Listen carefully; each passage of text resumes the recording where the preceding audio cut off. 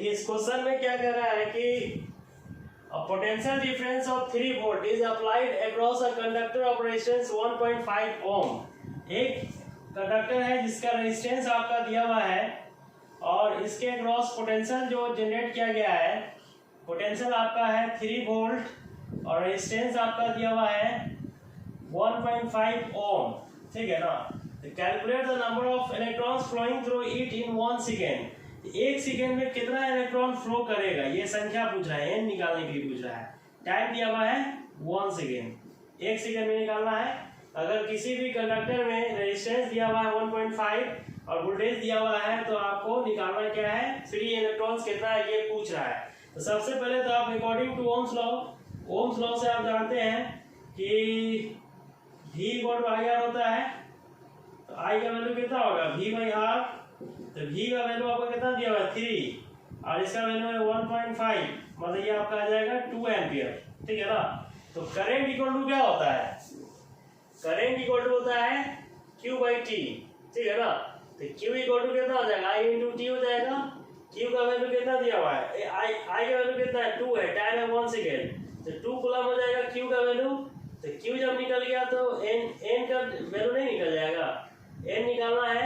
तो N equal to कितना हो जाएगा 2/E, मतलब 2/1.6 × 10⁻⁻19, मतलब ये आपका आ जाएगा, इसको ऊपर ले आइए 1/8 या 16 ही रहने दीजिए, कोई दिक्कत नहीं है। ये आपका है 2/16 × 10 × 10⁻19, मतलब आप इसको लिख सकते हैं 100 × 100 by 4 × 4 10⁻, कितना हो जाएगा ये आपका 16 हो जाएगा। इसी ये कटेगा 25 मरते, इसी ये कटेगा 25 मरते हुए। 2 × 6 = 5 × 10⁻16, मतलब आपका 1250 × 10⁻16 इतना फ्री इलेक्ट्रॉन्स इसमें जाएगा। ठीक है ना। नंबर ऑफ इलेक्ट्रॉन्स कितना हो गया, नंबर ऑफ फ्री इलेक्ट्रॉन्स जो है, अगर किसी भी सर्किट में आपका 2 एम्पियर का करंट जा रहा है 1 सेकेंड में, तो फ्री इलेक्ट्रॉन्स कितना होगा 1250 × 10⁻16। बहुत ज्यादा वैल्यू है, बहुत बड़ा वैल्यू है। ठीक है ना, इस तरह से।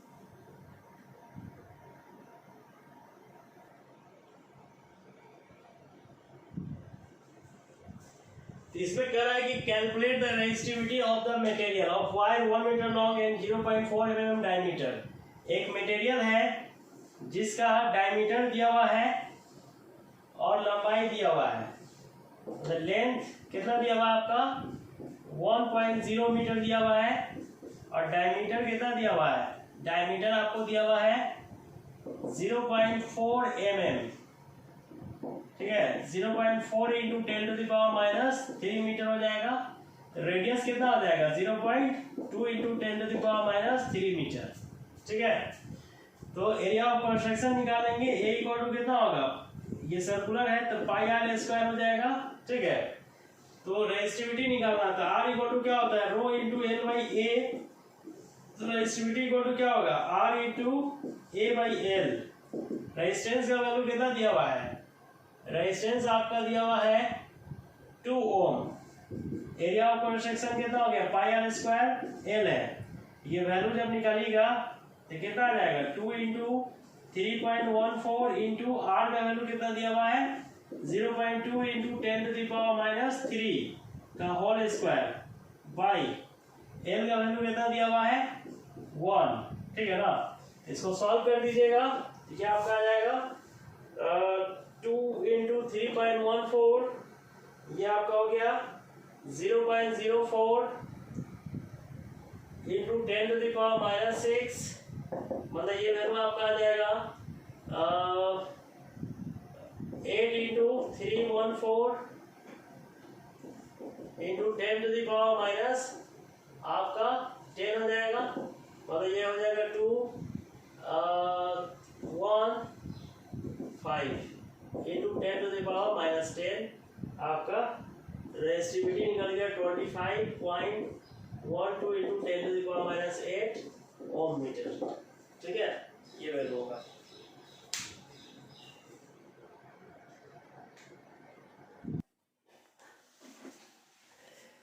इसमें देखिए निकालना क्या है, आपको रिलैक्सेशन टाइम निकालना है। तो आपको रेजिस्टिविटी के बारे में बताया गया था, रो इक्वल टू क्या होता है m/r Ne² टाउ होता है, फॉर्मूला आपको डिराइव किए थे। रो इक्वल टू क्या होता है, m/ne² टाउ, ठीक है ना, जिसमें टाउ आपको निकालना है तो टाउ इक्वल टू कितना हो जाएगा, m/ne² इंटू रो हो जाएगा, ठीक है। इसे बोल रहा है कि mass of the electron, electron का मास दिया हुआ है कितना आपका 9.11 into 10 to the power minus 1 kg, और n number of free electrons कितना है 8.4 इंटू 10 टू द पावर 28 पर मीटर क्यूब, मतलब पर मीटर क्यूब मतलब वॉल्यूम में दिया हुआ है। और रेजिस्टिविटी का जो वैल्यू दिया हुआ है वो कितना दिया हुआ है, वो आपका 1.7 into 10 to the power minus 8 ohm metre, ठीक है ना। और चार्ज ऑफ इलेक्ट्रॉन कितना दिया हुआ है 1.6 into 10 to the power minus 19 coulomb. तो आपको निकालना है relaxation time, tau equal to कितना है, तो टाउ इक्वल टू आपका है m/ne² इंटू रो, तो m का वैल्यू कितना है 9.11 into 10 to the power minus 31, और n का वैल्यू कितना है, तो n आपका है 8.4 इंटू 10 टू द पावर 28, और ये आपका 1.6 into 10 to the power minus 19 का होल स्क्वायर, और रेजिस्टिविटी कितना है 1.7 into 10 to the power minus 8।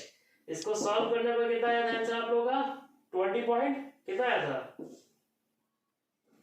कितना आया था सॉल्व करने पर,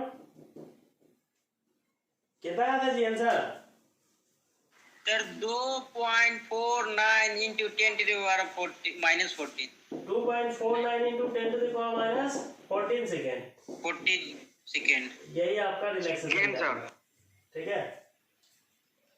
बुरा भाग था इसमें, ऐसा नहीं है कि एकदम तुरंत आंसर आ जाएगा, अब आंसर देख के बता दीजिए। नहीं सर, अगर रहती है तब भी आवाज नहीं देती है। ओ क्या है, डरी हुई है क्या, क्या पता सर। रेजिस्टेंस आपका यहाँ पर दिखेगा, बोला वायर ऑफ रेजिस्टेंस 5 ओम, एक वायर है जिसका रेजिस्टेंस दिया हुआ है,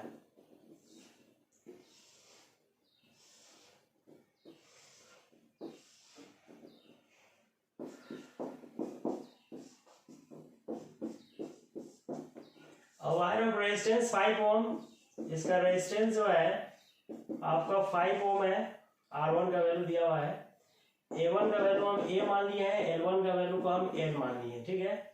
is drawn out so that its length is increase by twice its original, इसको इसे खींचा गया है कि इसका ओरिजिनल लेंथ का दुगुना ये हो गया है, ठीक है ना। मतलब कि ये वैल्यू जो है, मतलब कि फाइनली जो है आपका ये वैल्यू आपका हो जाएगा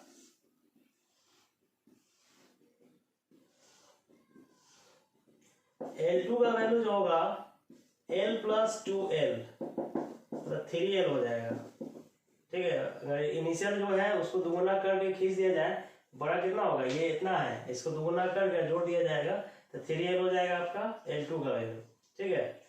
एरिया जो आपका होगा A2 नहीं पता है, L2 निकल गया आपका। वॉल्यूम जो होगा V1 इक्वल टू V2 होगा, वॉल्यूम तो बराबर होगा, वॉल्यूम चेंज नहीं ना करेगा। तो इसका जो एरिया होगा A1 इंटू L1, इसका एरिया होगा A2 इंटू L2। तो A1 का वैल्यू A है, L1 का वैल्यू L है, A2 का वैल्यू कितना नहीं दिया हुआ है, L2 आपका 3L है, L से L कट गया, A2 का वैल्यू कितना निकल गया आपका A/3 हो गया, ठीक है ना।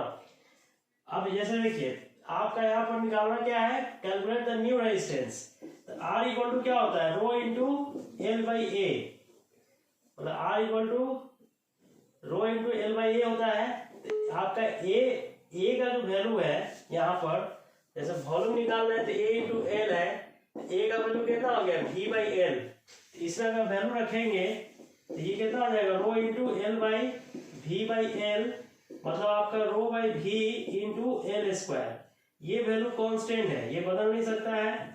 तो आपका रेजिस्टेंस किस पर डिपेंड करता है, लेंथ पर डिपेंड करता है क्या। तो R1 बाई R2 का वैल्यू कितना हो जाएगा L1 बाई L2 का स्क्वायर, तो L1 बाई L2 का होल स्क्वायर हो जाएगा R1 बाई R2। तो L1 का वैल्यू L है, L2 का वैल्यू कितना है 3L का होल स्क्वायर, ये कितना हो जाएगा 1/9, R1 बाई R2 हो गया 1/9। तो R2 का वैल्यू कितना हो जाएगा 9 इंटू R1, और R1 का वैल्यू कितना दिया हुआ है 5 ओम, कितना हो जाएगा 45 ओम हो जाएगा, ठीक है, इस तरह से आपको निकालना है।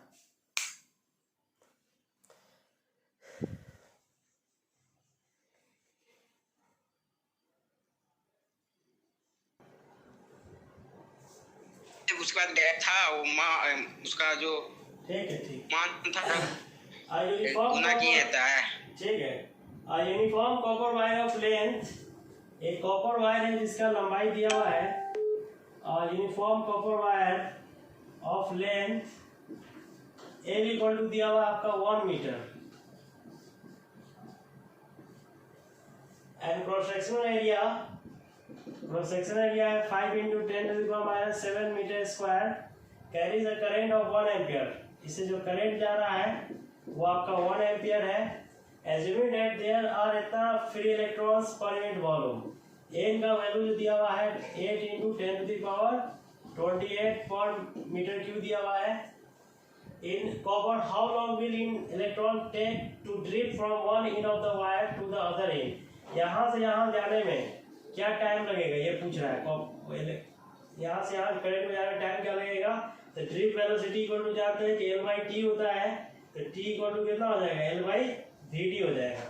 और आप जानते हैं कि करंट इक्वल टू जो होता है I इक्वल टू क्या होता है, ANE/VD होता है। यहाँ से VD निकालेगा तो कितना हो जाएगा, I/ANE हो जाएगा, और T निकालना है तो L/VD, तो वैल्यू रखिएगा तो L/VD का वैल्यू कितना है, I/ANE, मतलब T इक्वल टू हो जाएगा आपका ANE × L/I। अब वैल्यू रख दीजिए, सारा दिया ही हुआ है। A का वैल्यू कितना है 5 × 10⁻⁷, N का वैल्यू कितना है 8 × 10⁻28, चार्ज ऑफ इलेक्ट्रॉन 1.6 × 10⁻⁹, लंबाई कितना दिया हुआ है 1 मीटर, बाई करंट कितना दिया हुआ है 1 एम्पियर। इसको सॉल्व कर देंगे तो कितना आ जाएगा, ये आ जाएगा आपका 8 × 40, 1.6 × 10⁻28 -7 -19, मतलब आपका आ जाएगा, इसे ये कट गया 64 × 10⁻26 है तो 2 हो जाएगा, मतलब 6.4 × 10⁻3 सेकेंड, इतना टाइम लगेगा ड्रिफ्ट होने में। ठीक है,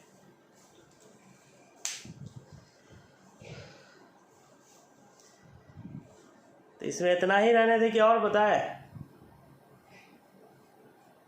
क्या बोल रहा है, जल्दी बोलिए। सर बच्चा नहीं है, सब देख रहे हैं कहाँ।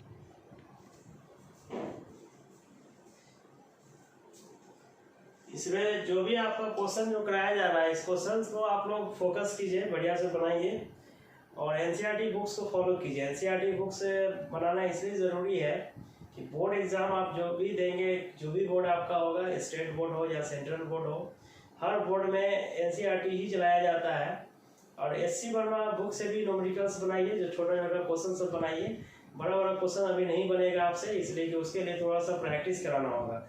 और प्रैक्टिस कराने के लिए हम शाम में जो क्लास रखे हैं 7 बजे से लाइव क्लासेस, उसमें आप जुड़िए, या यूट्यूब पर डालेंगे लेक्चर, उससे आप कनेक्ट होइए और उसको जो है आप अपडेट कीजिए। अपडेट करने के बाद तब एससी वर्मा आप बनाइएगा, तो एससी वर्मा आपसे बन जाएगा जैसे जैसे चैप्टर कंप्लीट होगा। जैसे अभी हम इलेक्ट्रोस्टैटिक्स का हम पढ़ाना स्टार्ट किए हैं, इलेक्ट्रोस्टैटिक्स में स्टार्टिंग हुआ है, वो धीरे धीरे उसमें जैसे जैसे कंप्लीट होते जाएगा, अप्रॉक्स 100 क्वेश्चन जब हम करा देंगे, या सुपर भी हो सकता है, तब जाके एससी वर्मा आप बनाइएगा। एससी वर्मा आप अगर 100% अगर आप अपने से बना लेते हैं तो समझ जाइए कि इंडिया का कोई भी एग्जाम आप निकाल सकते हैं इजीली। कोई एग्जाम में आपको दिक्कत नहीं होगा। आगे चल के आप यूपीएससी बीपीएससी कोई भी चीज़ का आप एग्जाम दीजिएगा, मतलब फिजिक्स लेवल पर, तो वहाँ भी आपको सपोर्ट आएगा, न्यूमेरिकल्स का प्रैक्टिस बढ़िया रहेगा। थ्योरी तो जो लगभग है वो हम बता ही दे रहे हैं, थ्योरी में कोई दिक्कत है नहीं। सही से इसको बनाइए, बस प्रैक्टिस कीजिए, बार बार क्वेश्चन को रिपीट कीजिए, बनाइए, आपका दिक्कत खत्म हो जाएगा। ठीक है।